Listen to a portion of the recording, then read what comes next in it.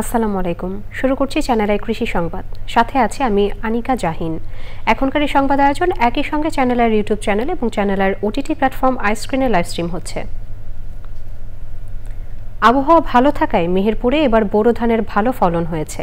তবে চাষে খরচ বেশি হওয়ায় প্রতিমন ধানের দাম 1500 থেকে 1600 টাকা করার দাবি চাষিদের। মেহেরপুর প্রতিনিধি গোলাম মোস্তফার রিপোর্ট। জেলায় এবার 19,427 হেক্টর জমিতে বোরো ধান চাষ হয়েছে। ইতোমধ্যে চাষিরা 80 ভাগ ধান কেটে ঘরে তুলেছে।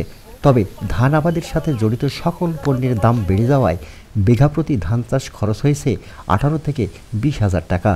তাই ধান বিক্রি করে খুব বেশি লাভ হচ্ছে না চাষিদের। এই ফসলটা ধরেন বিক্রি করে আমাদের টাকা এখন আসছে 1050-1100 টাকা মন যাকে বলা হয়। এতে খরচ করে দেখা যাচ্ছে আমাদের বিঘা ভাবে খরচ পড়ে যায় 18 থেকে 19,000 টাকা। এটা মাথায় থাকে মাত্র 6,000 টাকা। এই 6,000 টাকায় আমাদের পোষায় না। এবার বিঘা প্রতি 22 থেকে 25 মণ পর্যন্ত ধানের ফলন হয়েছে বলছেন চাষিরা। ডিজেল, পানি, সেচ অনেক নানান জিনিসের দাম বাড়ছে, কিন্তু আমরা ধানের দাম পাচ্ছি না। এতে চাষিরা মার খেয়ে যাইছে। আমাদের যদি ধান আমাদের এখানে 15 থেকে 1600 যে দাম পাই আমাদের তবে পোষ হবে, তাছাড়া আমাদের পোষ হবে না। তাছাড়া আমাদের খাটাখাটনি হবে, সমান হবে, কোনো লাভ হবে না আমাদের কোনো। এবছর আবহাওয়া ভালো থাকায় ধানের উৎপাদন লক্ষ্যমাত্রা ছাড়িয়ে যাবে বলছে কৃষি বিভাগ। আমাদের ধান কর্তন ইতিমধ্যেই 70% পার হয়ে গেছে আমাদের মিরপুর জেলায়। এখন পর্যন্ত আমরা যে ফলন পাচ্ছি বিভিন্ন প্রপার্টিং থেকে তথ্য পাচ্ছি, তাতে আমার যেটা মনে হচ্ছে আর কি ফলন আমাদের গতবার থেকে বেশি হবে কিছু, কিন্তু কম হবে না, এবং আমাদের যে লক্ষ্যমাত্রা আমাদের অর্জন হবে আশা করছি। জেলায় এবার বোরো ধানের উৎপাদনের লক্ষ্যমাত্রা নির্ধারণ করা হয়েছে 81,173 মেট্রিক টন। মেহেরপুর থেকে গোলাম মোস্তফা, চ্যানেল আই। ভোলার 100 বছরের ঐতিহ্য মহিষের দুধের দইয়ের খ্যাতি ছড়িয়ে আছে দেশ জুড়ে। জনপ্রিয় এই মিষ্টান্ন এবার পেয়েছে ভৌগোলিক নির্দেশক জিআই পণ্যের স্বীকৃতি। এতে জেলার অর্থনৈতিক অগ্রগতিতে সম্ভাবনার দুয়ার খুলবে বলে মনে করছেন ব্যবসায়ীরা। স্বীকৃতি পেয়ে উচ্ছ্বসিত খামারি, ব্যবসায়ী ও উদ্যোক্তারা। ভোলা থেকে হারুনুর রশিদের তথ্য ও ভিডিও চিত্রে আলমুকসিদের report. Queen island of Bangladesh নামে পরিচিত ভোলার বিভিন্ন চরে রয়েছে 1.5 লাখেরও বেশি মহিষ। ভৌগোলিক কারণে চরাঞ্চলে মহিষের প্রধান খাদ্য প্রাকৃতিক ঘাস সহজলভ্য। এসব মহিষের দুধ চর থেকে নিয়ে আসা হয় স্থানীয় বাজারে। এরপর দোকানিরা সেই দুধ নিয়ে তৈরি করেন দই।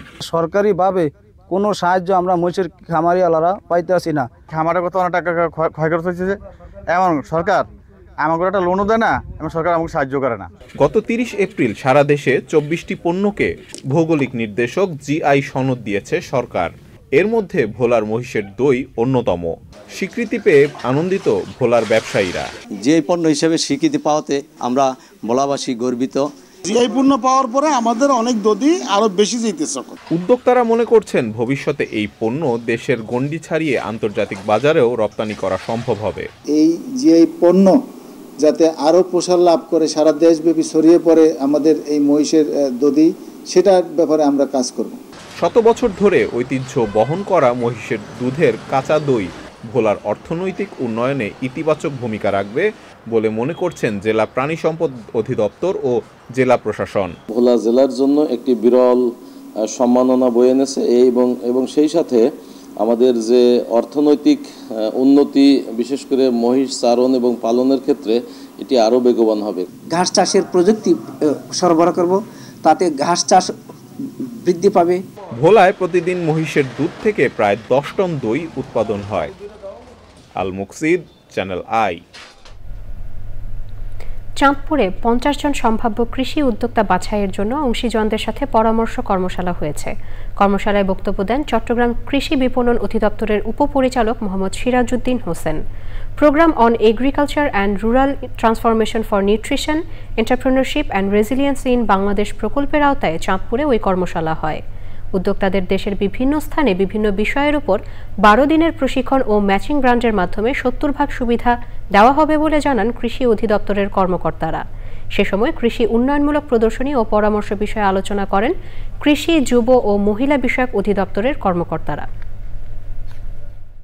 আমরা হাতে কলমে যে খাদ্য প্রক্রিয়াকরণ, মশলা প্রক্রিয়াকরণ, মাশরুম প্রক্রিয়াকরণ অথবা এই যে কৃষি যন্ত্রপাতির বিষয়ে পাশাপাশি যে আমাদের কৃষি উপকরণ বিষয়, এই বিষয়গুলো নিয়ে আমরা হাতে কলমে ওনাদেরকে প্রশিক্ষণ দেওয়ার চেষ্টার মাধ্যমে আমরা সম্ভাব্য উদ্যোক্তা হিসেবে গড়ে তুলব এবং এই উদ্যোক্তাদেরকে আমাদের পরবর্তীতে যে ম্যাচিং গ্র্যান্ট বলছি আমরা, যে প্রকল্প থেকে 70% সহযোগিতা ওনারা পাবেন ওনাদের কাজের জন্য, যে কোনো একটা ফ্যাক্টরি বা অন্য কিছু যদি গড়ে তোলেন সেই সুবিধাটা ওনারা পাবেন। কুড়িগ্রামে তেল জাতীয় ফসলের উৎপাদন বৃদ্ধি প্রকল্পের আওতায় কৃষকদের পুরস্কার দেওয়া হয়েছে। কৃষি সম্প্রসারণ অধিদপ্তরের আয়োজনে খামারবাড়ির প্রশিক্ষণ কেন্দ্রের অনুষ্ঠানে জেলার 5 জন তেল জাতীয় ফসল উৎপাদনকারীদের পুরস্কার তুলে দেন। প্রধান অতিথি ছিলেন কৃষি সম্প্রসারণ অধিদপ্তরের উপপরিচালক কৃষিবিদ আব্দুল্লাহ আল মামুন, অতিরিক্ত উপপরিচালক আসাদুজ্জামান, জেলা প্রশিক্ষণ কর্মকর্তা মামুনুর রহমান ও অন্যরা।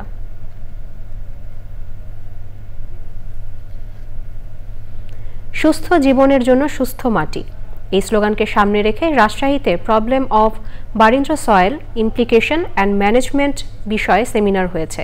প্রধান অতিথি ছিলেন মৃত্তিকা সম্পদ উন্নয়ন ইনস্টিটিউটের মহাপরিচালক ডক্টর বেগম সামিয়া সুলতানা। বরেন্দ্র অঞ্চলের মাটি ও পানি ব্যবস্থাপনা নিয়ে মূল প্রবন্ধ উপস্থাপন করেন মৃত্তিকা সম্পদ উন্নয়ন ইনস্টিটিউটের প্রধান বৈজ্ঞানিক কর্মকর্তা ডক্টর মোহাম্মদ নুরুল ইসলাম। বিশেষ অতিথি ছিলেন কৃষি সম্প্রসারণ অধিদপ্তরের রাজশাহী অঞ্চলের অতিরিক্ত পরিচালক ডক্টর মোহাম্মদ আজিজুর রহমান।